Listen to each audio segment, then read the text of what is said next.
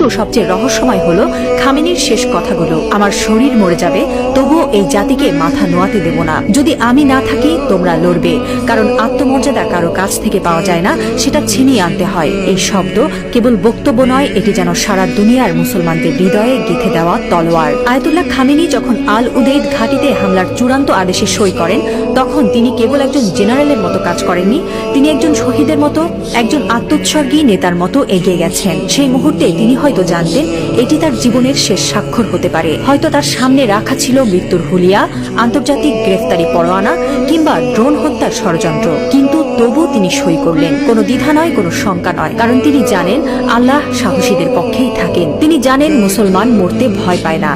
যারা আল্লাহর পক্ষে থাকেন তারা জানে মৃত্যু মানেই পরাজয় নয়, বরং আত্মত্যাগী বিজয়ের শুরু। এই একজন মানুষ এখন আর কেবল ইরানের নেতা নন, তিনি হয়ে উঠছেন সারা বিশ্বের মুসলিম উম্মার প্রতীক। একজন বিশ্বাসী, একজন অটল মুজাহিদ, একজন সাহসী পিতার মতো তিনি বলছেন, আমি থাকি বা না থাকি তোমরা লড়বে। হ্যাঁ মুসলিম উম্মাহ, তোমরা মাথা নিচু করো না। লা ইলাহা ইল্লাল্লাহ, আল্লাহ ছাড়া আর কোনো ইলাহ নেই।